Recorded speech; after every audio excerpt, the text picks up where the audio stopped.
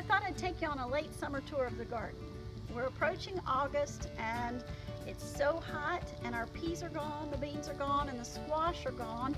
And a lot of people have asked me, Suzanne, is there anything left in the garden? A few things.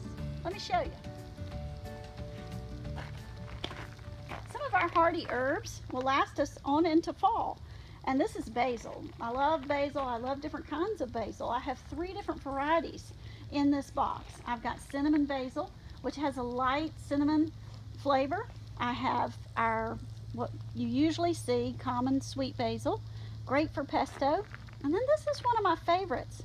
It's purple leaf basil. It's got a really strong flavor that's great on pizza. I do want to show you, you see how the cinnamon basil is flowering out? I go by and I pop these heads off. I did that a little while ago and trimmed it up so that it would bush out. It's said that if you allow it to flower out, that the basil becomes a little more bitter and not quite as sweet. But if you allow these flower heads, just a few of them, to grow, and here's one that I snipped off earlier, but they'll grow and then they'll dry on the plant. If you allow them to get good and dry and then snip them off, put them between 2 paper towels and then rub it back and forth, the little black seeds that fall out then you can save and plant next year. And that's for any of the basil, not just the cinnamon basil. Over here I've got some tomatoes that are making it in the heat. This is the one of my favorites, Sweet 100. Very sweet, great on pizza, great on salads. And I have a few larger varieties that are surviving. That's about the only way I can put it. They're not thriving, but we'll continue to have some tomatoes. Over here I have bronze fennel. I have rosemary, which is a trooper in the heat, and it's evergreen in this area.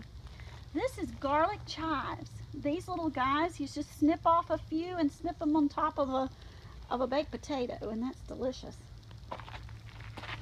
Over here I have oregano, and it's loving this spot. It's just really just spilling over, and it doesn't mind the heat. I like oregano on broccoli. A lot of times you don't think about that, but you snip a little bit of fresh oregano on your steamed broccoli and it really brings out the flavor. This little herb is lemon thyme. It's a very delicate herb. It's great with anything like baked chicken, broiled chicken. Also, I just found a recipe for lemon thyme bars where it's a butter and flour crust with lemon thyme mixed in it and then a sugary glaze on top. I'm going to try it and I'll let you know how that goes. These are peppers. This is a sweet marconi. Here's 2 I just snipped off a little earlier. I love these peppers. They're kind of a sweet, little bit of a smoky flavor. Great. This is a regular bell pepper, and the plants just are looking a little puny right now, but they really have produced all season. This is a fun little herb in the garden. This is chocolate mint, and it smells just like chocolate and mint. It's a great garnish for hot chocolate. It's also just a lot of fun to have, and people walk by and smell it and they can't believe there's the combination of those 2 smells in that plant. This is our regular mint, and mint will go crazy in whatever you put it in, so I make sure that I always contain my mint in the garden. You see, I have it in this smaller area of my raised bed so that it can be kept in one spot. I have a little bit of sage and then my eggplant. It's the star of the show this time of year. It can handle the heat and this latter part of the summer where everything else just seems to be wilting. And I've got 2 different varieties. I've got our classic Black Beauty, which you see here. This is your mama's eggplant. And then I have the Japanese eggplant. This is the Eggplant variety. And I'll show you, it's a long, slender fruit like this. We've enjoyed it. It's got a real mild flavor, and it's a pretty plant in the garden. It's got beautiful purple blossoms and these long fruits, purple fruits. You want to be careful to cut eggplant off of the bush and not tear it.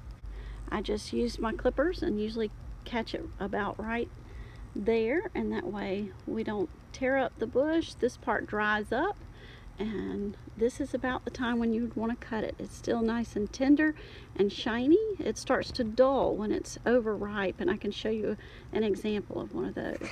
Here's some examples of some that are overripe. You don't necessarily want to be concerned with the size of the eggplant as you are the color.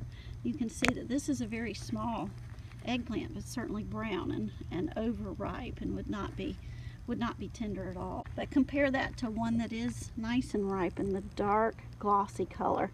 That's what you want. Here's some I've already cut, and this shows you an example of the differences between the two and the color when they're ripe. Thanks to eggplant, there's still something producing other than my herbs out in our boxes. Thanks for stopping by One Pineapple Lane.